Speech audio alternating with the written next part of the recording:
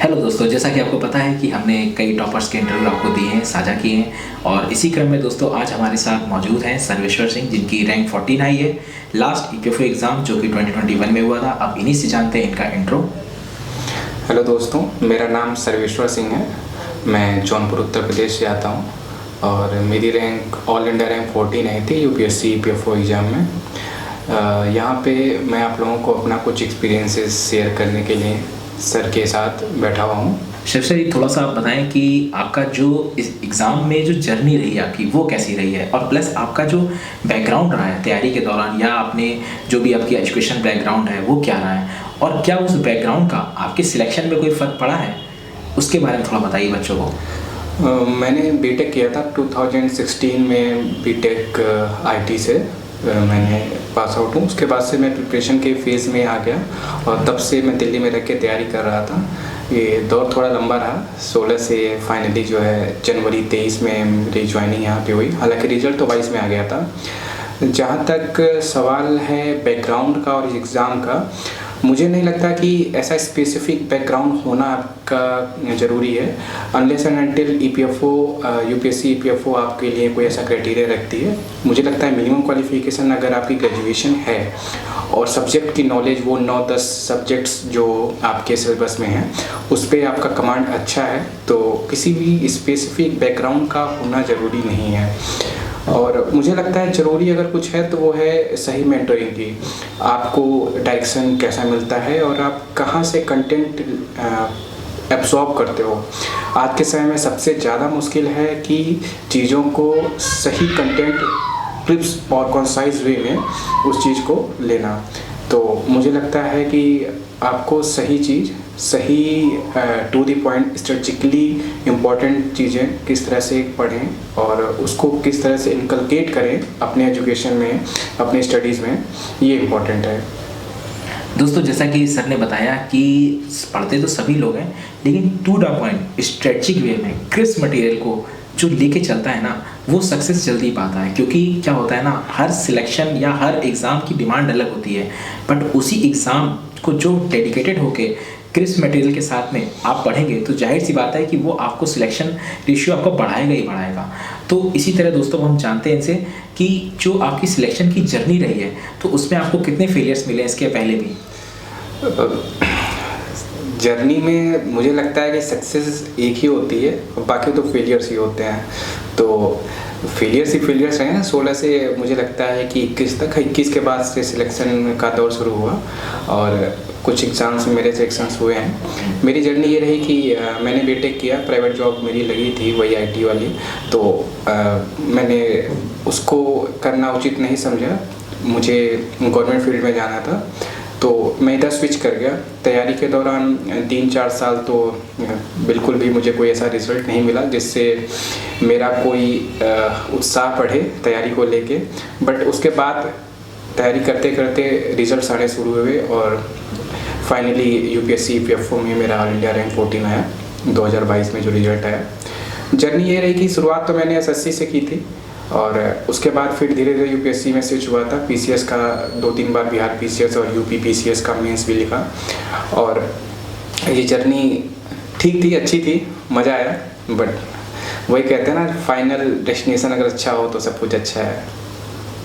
जैसा कि आपने जैसे जॉब छोड़ी फिर तैयारी करी, तो जो इसमें इतने ज़्यादा टॉपिक्स आते हैं, जैसे मैथ है, रीजनिंग है, इंग्लिश है, लेबर लॉ, अकाउंट्स है, जीएस है, और फिर आपने इन सब चीज़ों को कैसे मैनेज किया? मतलब आपने उस चीज़ों की क्या स्ट्रेटजी रखी? मतलब इन सब चीज़ों को आप किस तरह लेके चले जिससे आपने पूरे ऑल इंडिया एग्ज़ाम में टॉप किया है? किस तरह से आपने देखा इसको? मुझे लगता है कि कोई भी सिलेबस, कोई भी एग्ज़ाम है, उनका एक स्पेशल नेचर रहता है और हमें सबसे पहले उस एग्ज़ाम के सिलेबस को ब्रेक कर लेना चाहिए। तो हर किसी का अपना एक तरीका होता है। मुझे नहीं लगता कि जो मैंने अडॉप्ट किया वो सही है, उसी से एग्ज़ाम निकाला जा सकता है। सबका अपना एक तरीका हो सकता है, डिपेंड करता है कि आप किस तरीके से कितना बेहतर कर पाते हो। तो मेरा ये तरीका था कि मैं एक तरह से ब्रेक किया उस सिलेबस को ब्रेक करने का, ये जैसे कि 3 पार्ट्स को मैंने सिलेबस को ब्रेक किया।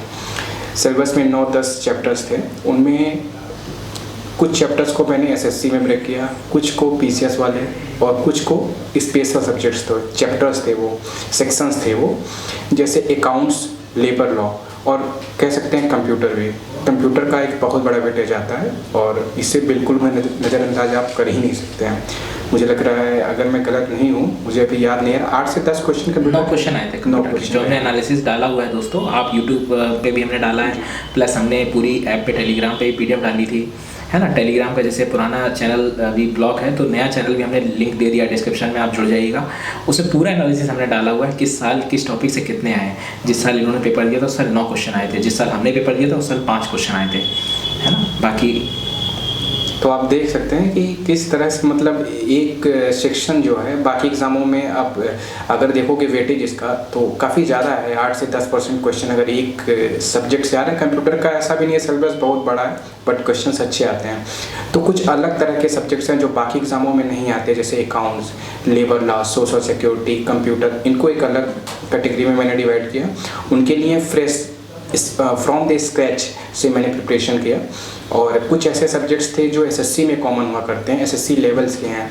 करंट अफेयर, जी हाँ, करंट अफेयर मैं मानता हूँ हो सकता है यूपीएससी का नाम देख के लोग सोचते हों कि इसमें वो बड़ी बड़ी वो विज़न और दृष्टि की मैगजीन्स पढ़नी होंगी और डिटेल जो है मैगजीन्स और मंथली मैगजीन्स पढ़नी हो 2 सालों की। तो मुझे नहीं लगता कि ऐसी कुछ आवश्यकता है। और एक चीज़ मैं आपको और बता दूँ कि यूपीएससी का कोई भी एग्ज़ाम हो, अपार्ट ऑफ सीएससी वगैरह आप छोड़ दीजिए, तो किसी में भी करंट अफेयर का जो लेवल है वो उस तरह का एनालिटिकल लेवल नहीं है जिसके लिए आपको उस तरह से पढ़ना है। आप सीडीएस ले लीजिए, एनडीए ले लीजिए, कोई भी और एग्ज़ाम ले लीजिए, उन सब में इवन यूपीएससी के ही एग्ज़ाम में तो 1 लाइनर्स ही करंट अफेयर आते हैं। तो एसएससी के लेवल का आपको तैयार करना होगा करंट अफेयर। उसके बाद मैथ्स और इंग्लिश। तो इंग्लिश के लिए जनरली जो है आपको एसएससी लेवल का इंग्लिश पढ़ना है। बहुत सारी किताबें मार्केट में अवेलेबल हैं, उनमें से आप कोई भी चूज़ कर सकते हैं जिसके लिए आप जो है जैसे यूज्ड हूँ। और ग्रामेटिकल बेस्ड क्वेश्चंस आते हैं और ग्रामर से के अलावा वोकेबलरी बेस्ड भी क्वेश्चंस आते हैं। हाँ, रीडिंग का कंटेंट वैसा नहीं होता एसएससी जैसा, बट उसके लिए आपको डेडिकेटेड तैयारी करनी होगी। और जहाँ तक सवाल मैथ का है, तो मैथ के लिए मुझे लगता है कि कुछ स्पेशल पढ़ने की ज़रूरत नहीं है। हाई स्कूल लेवल का जो मैथ है बाकी एग्ज़ामों में जैसे एसएससी है और भी सीडीएस या फिर एनडीए और एसएससी जीडी जैसे सीपीओ में आते हैं, बेसिकली वही लेवल रहता है मैथ का। मैथ में अगर कुछ विशेष करना है आपको तो मुझे लगता है कि एमसीक्यूज़ को सॉल्व करना और ज़्यादा से ज़्यादा क्वेश्चंस मॉक टेस्ट देना वो काफ़ी अच्छा होगा। क्वेश्चंस को नोट करना भी एक अच्छा तरीका है। तो आपको जहाँ कहीं भी आपके लेवल पे आपको लगता है कि आपके लिए वो बेहतर है एमसीक्यू सॉल्व करना, वहाँ से कर सकते हैं। सर का मैं देख रहा था, सर के ऐप पे जो एमसीक्यूज़ हैं बहुत सारे 21,000 के करीब एमसीक्यूज़ हैं, उन्हें मैथमेटिक्स के भी एमसीक्यूज़ हैं विद सोल्यूशन। तो मुझे लगता है कि one of the best content in the market sir क्या हैं। बचता है करंट अफेयर। तो करंट अफेयर के लिए मंथली मैगजीन्स को मैं नहीं कहूँगा कि आप प्रेफर करिए।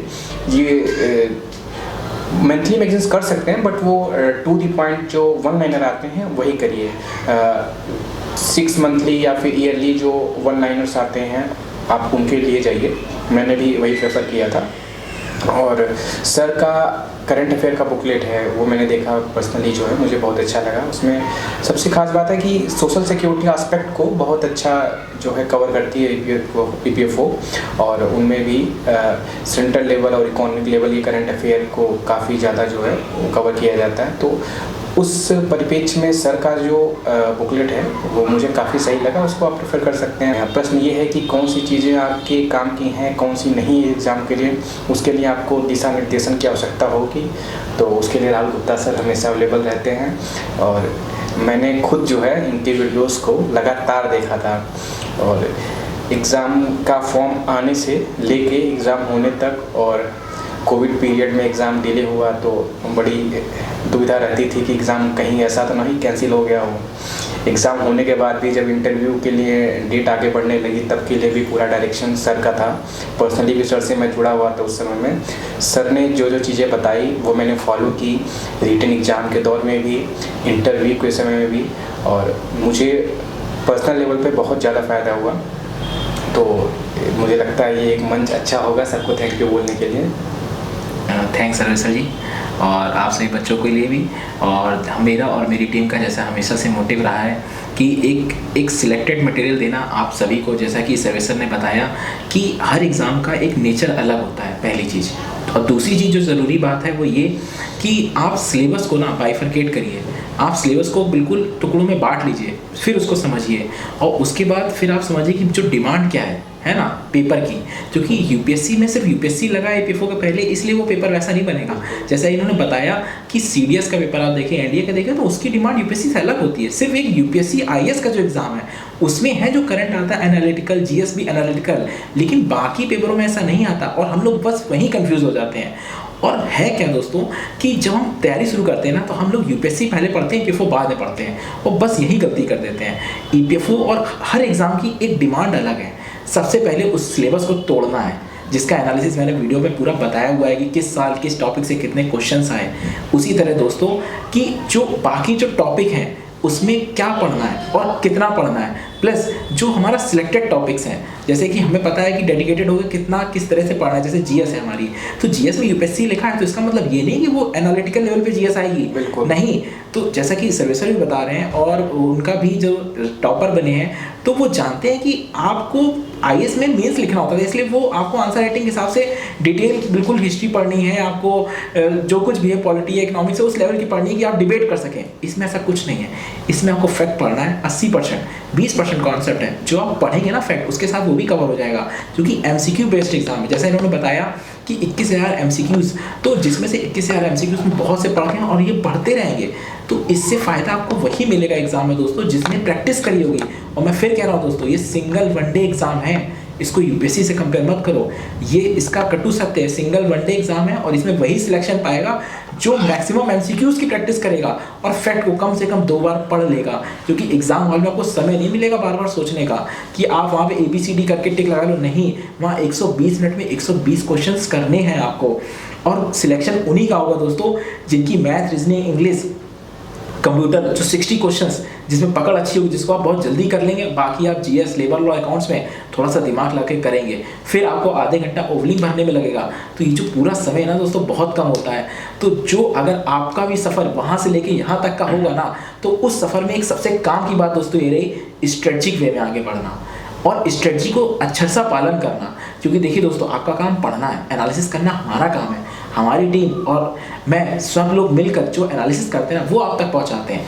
इसलिए मैं आपसे कह रहा हूँ बिना भटके आप सिर्फ वो पढ़ो जो हम दे रहे हैं, जो स्ट्रेटजी बता रहे हैं प्लस जो शेड्यूल दे रहे हैं। ठीक है दोस्तों, उसी तरह तैयारी करने से ही सिलेक्शन होगा। ये तो रही बात जो मैंने बताया कि 3 सेक्शंस में से एक सेक्शन की बात, इसमें इंग्लिश, मैथ और करंट अफेयर है।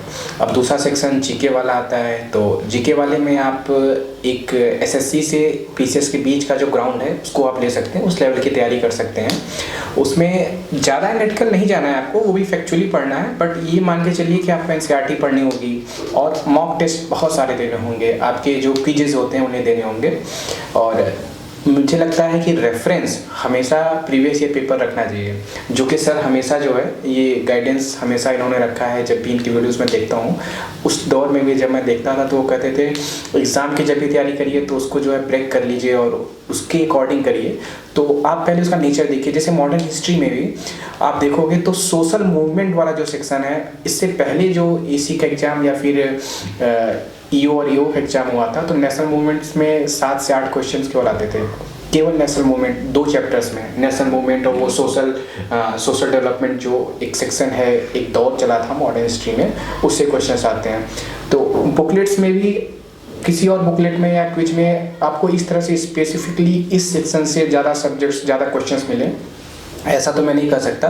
बट सर का जो वीडियो है और सर का जो कंटेंट है उसमें इस तरह से उसको सिलेबस को डिज़ाइन किया है सर ने कि वो सारी चीज़ें इनकॉर्पोरेट करने की कोशिश की गई है जो इस एग्ज़ाम के लिए फ्रूटफुल है। तो मॉडर्न हिस्ट्री आप कर सकते हैं एनसीईआरटी से, और भी बहुत सारे जो बुक्स हैं जो प्रीवियस ईयर्स के क्वेश्चंस है। प्रीवियस ईयर हमेशा इंपॉर्टेंट होते हैं, वो किसी भी एग्जाम के हों। बेसिकली आपके एग्जाम के तो ऑब्वियसली इंपॉर्टेंट है, बाकी एग्जाम के भी प्रीवियस ईयर हैं। आपको घटना चक्र और भी बहुत सारी बुकें हैं, उससे आप कर सकते हैं। मॉडर्न हिस्ट्री के लिए स्पेक्ट्रम जो बुक है वो बेस्ट है, और सर का जो बुकलेट है वो मुझे लगता है कि उससे आपको बहुत हेल्प मिलेगी। बुकलेट्स मैं इसलिए बार बार ये कह रहा हूँ सर का कंटेंट, इसलिए क्योंकि आप कोई भी किताब, बहुत सारे एग्ज़ाम उसके लिए बनाई जाती हैं और किसी एक स्पेसिफिक एग्ज़ाम के लिए नहीं होता है। तो आपको ये कंटेंट उसमें से सर्च करना, फिल्टर आउट करना थोड़ा मुश्किल होगा। अगर कोई किसी की गाइडेंस मिल जाती है तो ये आपके लिए आसान होगा। तो इसलिए मैं प्रेफर करता हूँ, मुझे लगता है आपको प्रेफर कर सकते हैं किसी प्रॉपर बुकलेट की जो EPFO बेस्ड हो, EPFO के लिए बनाई गई हो।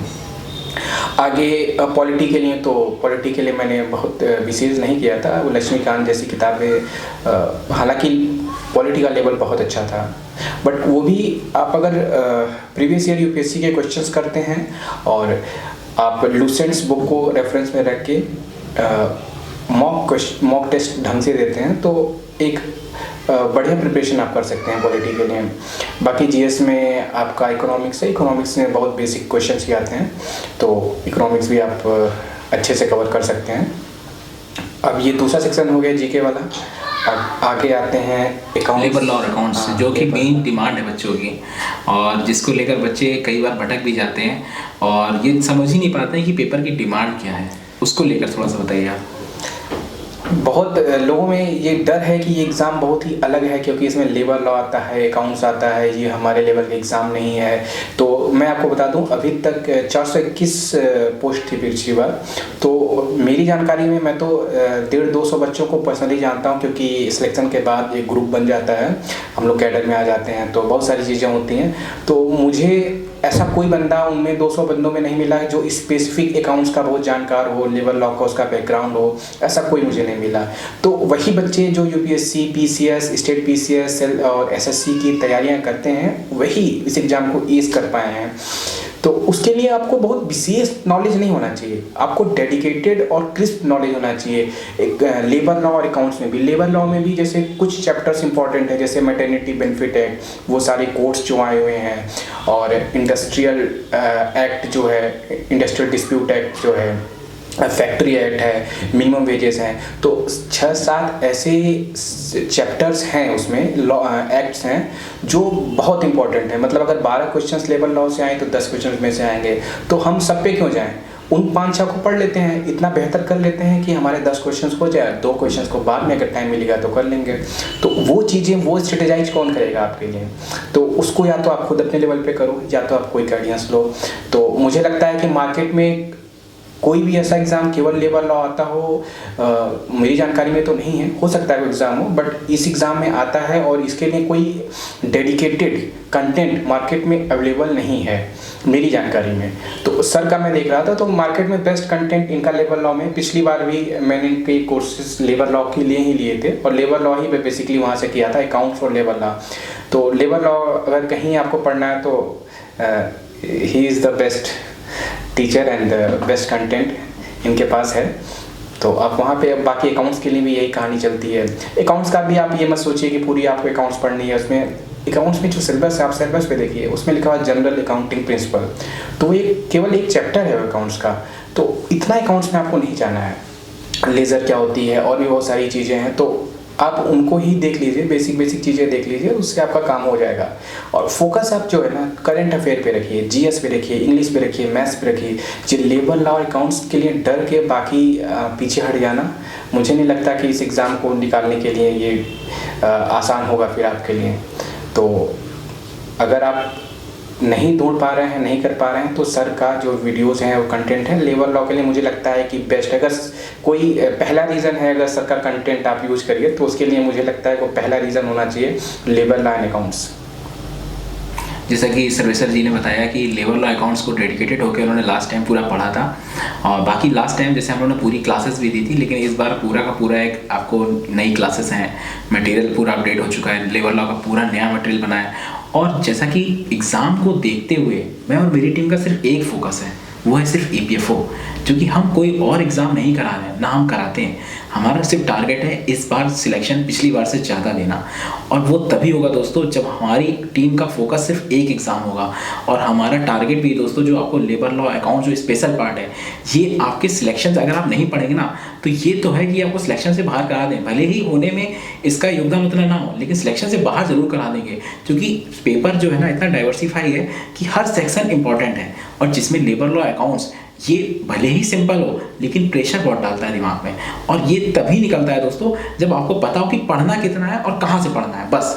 क्योंकि इसमें बच्चा सिर्फ डर जाता है कि लेबर लॉ में कितना पढ़ना है, और उसके अंदर अकाउंट्स में भी इंश्योरेंस है, ऑडिटिंग है, लेबर लॉ में इंडस्ट्रियल रिलेशन है ना, सोशल सिक्योरिटी, ये क्या है, इसमें ही कंफ्यूज हो जाता है। बिल्कुल क्रिस्प वे में जो हमने मटेरियल दिया हुआ है, क्लासेस दी हुई है, वो बिल्कुल परफेक्ट है। आपको कुछ नहीं करना, आपको सिर्फ डेडिकेटेड होकर पढ़ना है जैसा कि बता रहे हैं सर, और उसी तरह ही देखिए तभी सिलेक्शन भी होता है। क्योंकि जब हम भटकते हैं ना और 10 मटेरियल रख लेते हैं और फिर एक को भी अच्छे से नहीं कर पाते हैं, बस उसी दिन हम सिलेक्शन से दूर हो जाते हैं। जैसा कि सर ने मेन चीज़ बताई कि जो लेबर लॉ और अकाउंट्स की डिमांड है वो आपको महारत हासिल नहीं करनी। क्योंकि देखिए जो ईपीएफओ का जो एग्ज़ाम है, जो बहुत से बच्चे कन्फ्यूज रहते हैं, क्या जैसे इसेंशियल क्वालिफिकेशन सिर्फ नॉर्मल ग्रेजुएशन है, आपसे वो उतनी ही उम्मीद कर रहा है कि कितना पढ़ना है ना। और अगर ऐसा कुछ होता तो वो स्पेशल क्वालिफिकेशन रख देते। सिर्फ नॉर्मल ग्रेजुएशन है, और नॉर्मल ग्रेजुएशन में भी जो बच्चा अगर स्पेशल क्वालिफिकेशन रखता भी है तो इंटरव्यू में उसको कोई बेनिफिट नहीं मिलता है। इंटरव्यू में उन्हीं को बेनिफिट मिलता है जो इंटरव्यू क्वेश्चन जवाब दे देता है। उसमें ऐसा कुछ भी नहीं है कि आप अगर स्पेशल क्वालिफिकेशन जाएंगे तो आपको 5 नंबर ज़्यादा मिल जाएंगे, कुछ भी नहीं है। आप जो डिटेल एप्लीकेशन फॉर्म भर रहे हैं उससे क्वेश्चन पूछा जाएगा, और अगर वो जवाब दे देते हैं तो आपका इंटरव्यू अच्छा होगा, नहीं दे पाते तो नहीं होगा, है ना। सर इंटरव्यू का मेरा एक्सपीरियंस जो था, मुझे लगता है कि मुझे